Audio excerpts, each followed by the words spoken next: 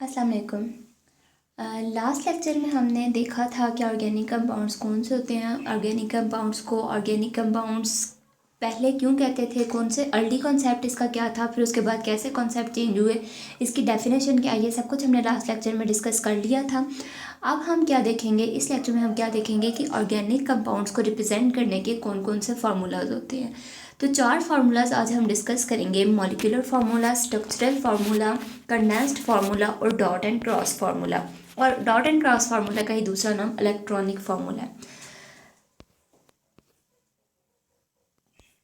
इसके बाद हम देखते हैं मॉलिक्यूलर फार्मूला को डिटेल में देखते हैं। मॉलिक्यूलर फार्मूला एक ऐसा फार्मूला है जिसमें हम ये रिप्रेजेंट करते हैं, मॉलिक्यूलर फार्मूला सिर्फ नंबर ऑफ एटम्स और टाइप ऑफ एटम्स, यानी कौन कौन से एटम प्रेजेंट है और वो कितने कितने प्रेजेंट है, सिर्फ इस चीज़ को रिप्रेजेंट करता है। इसके अलावा मॉलिक्यूलर फार्मूला हमें किसी किस्म की कोई इन्फॉर्मेशन नहीं देता।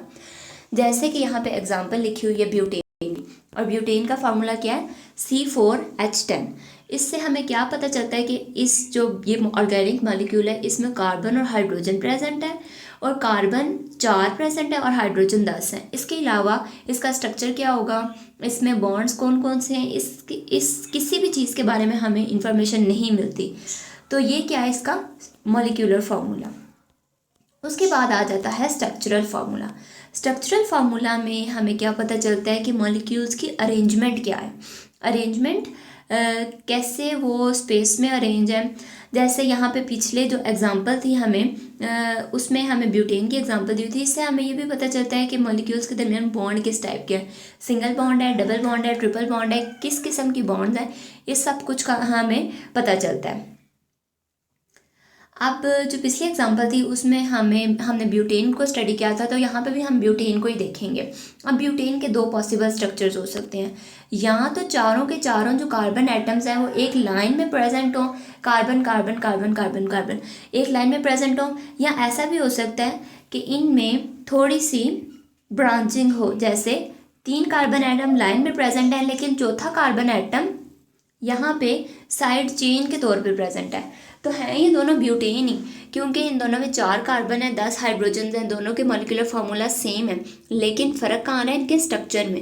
स्ट्रक्चर में फ़र्क आने की वजह से इनकी प्रॉपर्टीज़ में भी फ़र्क आता है और इसीलिए इनकी नेमिंग भी डिफरेंट है। स्ट्रक्चर फार्मूला हमें स्ट्रक्चर के बारे में इंफॉर्मेशन देता है, एटम्स किस तरह अरेंज होंगे स्पेस में, उनमें बॉन्ड्स किस किस्म के होंगे, ये सब कुछ हमें स्ट्रक्चर फार्मूला से पता चलता है, और उनकी अरेंजमेंट क्या है ये भी हमें पता चलता है। अब ये जो स्ट्रेट चेन वाला फार्मूला है इसका नाम है एन ब्यूटेन, और ये जो ब्रांचिंग वाला है इसका नाम है आइसोब्यूटेन। नेक्स्ट है कंडेंस्ड फार्मूला। कंडेंस्ड फार्मूला में हमें पता चलता है ग्रुप ऑफ एटम्स जो कि ज्वाइन करते हैं किसी एक स्पेसिफिक कार्बन एटम से, ठीक है, join together to each carbon atom in a straight chain और branch chain is called condensed formula. अब स्ट्रेट चेन, ये एग्जांपल से आपको ज़्यादा क्लियर होगा। ब्यूटेन की, यहाँ पे भी ब्यूटेन की है एग्जांपल दी गई है। अब यहाँ पे ऊपर देखें, ये सेंटर वाला कार्बन था, इसके साथ कितने हाइड्रोजन प्रेजेंट थे, 1 2 और 3। अगर मैं यहाँ पे ये तीनों कार्बन एटम बॉन्ड लगा के लिखने की बजाय यहाँ पे कार्बन की साइड पे लिख दूँ CH3, तो सेम चीज़ है, कार्बन के साथ 3 हाइड्रोजन्स अटैच है, मतलब दोनों का सेम है, लेकिन बस रिप्रेजेंटेशन में फ़र्क है। यहाँ पे इसी तरह रिप्रेजेंट करते हैं कि कार्बन था तो कार्बन के साथ कितने हाइड्रोजन लगे थे, 3 हाइड्रोजन लगे थे, तो उन्होंने उसके साथ ही लिख दिया CH3। 3 जो है वो सबस्क्रिप्ट में होगा, मतलब छोटा लिखा जाएगा, और जो हाइड्रोजन है वो कैपिटल लिखा जाएगा। उसके बाद बॉन्ड लगा के कार्बन और इसके साथ कितने हाइड्रोजन अटैच हैं, 2, तो उन दोनों को रिप्रेजेंट कर दिया। उसके साथ बॉन्ड लगा के एक नेक्स्ट कार्बन है, उसके साथ भी 2 हाइड्रोजन थे, तो उसको CH2 की फॉर्म में लिख दिया। इसी तरह ये पूरा का पूरा स्ट्रक्चर कंप्लीट हो जाएगा। और नेक्स्ट में यहाँ पे 3 हाइड्रोजन थे, यहाँ पे भी 3 हाइड्रोजन थे, जो हमने आइसोब्यूटेन पढ़ा था ऊपर जिसमें ब्रांचिंग थी, इसके साथ भी 3 हाइड्रोजन थे तो उसको भी CH3 लिख दिया। लेकिन ये जो सेंटर वाला हाइड्रोजन था, कार्बन था सॉरी, उसके साथ 1 हाइड्रोजन लिखा था, तो उसके साथ 1 हाइड्रोजन को ही रिप्रेजेंट किया। यहाँ पे 1 लगाएं या ना लगाएं उससे कोई फ़र्क नहीं पड़ता, क्योंकि हाइड्रोजन का मतलब है कि यहाँ पे 1 हाइड्रोजन प्रेजेंट है, लेकिन अगर हमें ज़्यादा रिप्रेजेंट करने हैं तो हमें कोई ना कोई नंबर यूज़ करना पड़ेगा। इलेक्ट्रॉनिक या डॉट क्रॉस फार्मूला सेम है, इसको स्ट्रक्चरल फार्मूला की तरह ही खोल के लिखते हैं, लेकिन यहाँ पे हम बॉन्ड लगाने के बजाय एक तरफ डॉट लगाते हैं, एक तरफ क्रॉस लगाते हैं। फिर ये देखें, जैसे ये कार्बन था, कार्बन के 3 हाइड्रोजन के साथ बॉन्ड थे और एक कार्बन के साथ बॉन्ड था, तो क्या कैसे रिप्रेजेंटेशन हुई, ये कार्बन है सेंटर में, इसके साथ डॉट डॉट डॉट, ठीक है। फिर हाइड्रोजन जो है एक डॉट और एक क्रॉस की फॉर्म में एक बॉन्ड को रिप्रेजेंट किया जाएगा, ये डॉट क्रॉस, ये डॉट क्रॉस, ये डॉट क्रॉस, ये डॉट क्रॉस।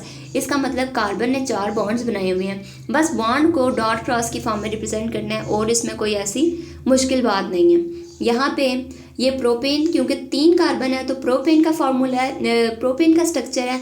यहाँ पे क्योंकि 4 कार्बन है तो ये ब्यूटेन का स्ट्रक्चर है। अब हमें पता कैसे चलता है कि 3 कार्बन वाली ऑर्गेनिक कंपाउंड का क्या नाम होगा, 4 कार्बन वाले ऑर्गेनिक कंपाउंड का क्या नाम होगा, तो वो यहाँ पे एक टेबल है, ये देखें, 1 carbon methane, 2 carbon ethane, 3 carbon propane, 4 carbon butane, 5 carbon pentane, 6 carbon hexane, 7 carbon heptane, फिर 8 कार्बन ऑक्टेन, 9 कार्बन नोनेन और 10 कार्बन डीकेन। यहाँ पे इनके कंडेंस्ड फार्मूलाज, मॉलिक्यूलर फार्मूलाज और स्ट्रक्चरल फार्मूलाज लिखे हैं, इनको एमसीक्यूज पॉइंट ऑफ व्यू से आपको याद करना है, या फिर ये शॉर्ट क्वेश्चन की फॉर्म में भी आ सकते हैं। होप आपको समझ आ गई होगी। अब मिलते हैं नेक्स्ट वीडियो में, अपना ख्याल रखिएगा, अल्लाह हाफ़िज़।